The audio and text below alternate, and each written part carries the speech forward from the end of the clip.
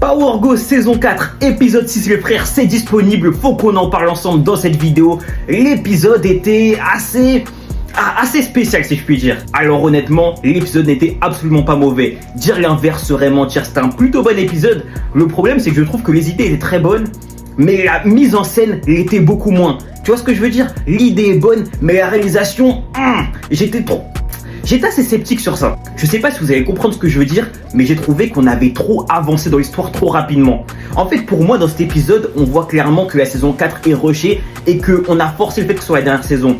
Parce que clairement, là, on a accéléré d'un coup, mais vraiment trop d'un coup, je trouve. Pour commencer, la mort de Zion, trop précipité pour moi. La mort de Zion, les gars, je suis désolé, elle arrive beaucoup trop tôt dans la série. Et en plus de ça, la façon dont il est mort, j'ai pas aimé du tout. Eh les gars, en mode ça traverse des murs, t'es mal combat. Je vais en faire une vidéo dans tous les cas, mais j'ai pas aimé la façon dont il est mort. La guerre entre Tariq et Noma, c'est pareil, j'ai pas aimé la résolution. Alors oui, t'as Tariq qui fait une sorte de moyen de pression sur Noma, mais en fait, le frère Noma, elle aurait tellement d'occasions pour fumer Tariq et pour l'empêcher d'agir que ça en devient grotesque. Tu vois ce que je veux dire? Genre, c'est trop facile de la manipuler, je trouve. Genre ça, j'aime pas comment ça venait non plus. Idem pour Effie qui décide d'arrêter le business. Alors je peux comprendre qu'elle a eu peur de mourir, ça je l'entends parfaitement. Mais les frères, c'est pas comme si c'était la première fois, faut être honnête. Je suis désolé, là, en mode elle s'est fait braquer, ça y est, elle a vu toute sa vie défiler.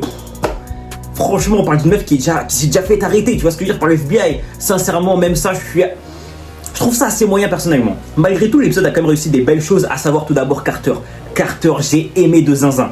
Il nous a fait peur dans cet épisode. Il était terrifiant, avait 2 coups d'avance sur tout le monde. Deuxième chose que j'ai kiffé, c'est Drew, ou du moins la manière dont il a été emmené en prison. Eh les frères, même si on savait qu'il allait se faire arrêter, moi je vous avais fait une théorie depuis des mois carrément. La façon dont ça a été fait, la façon dont ça a été pensé, je trouve ça hyper malin. L'avoir introduit en prison comme soldat, moi j'ai kiffé, la vérité, j'ai kiffé de ouf. Donc globalement, comme je vous le dis, c'est un bon épisode. Dire l'inverse serait mentir. Malgré tout, personnellement, j'ai pas tellement aimé la mise en scène et la réalisation de cet épisode. Pour moi, ça a été très rushé et il y avait beaucoup mieux à faire, ou du moins plus développer ces différents aspects. Malgré tout, top épisode. Abonne-toi mon Joe et n'oublie pas, les fantômes ne meurent jamais.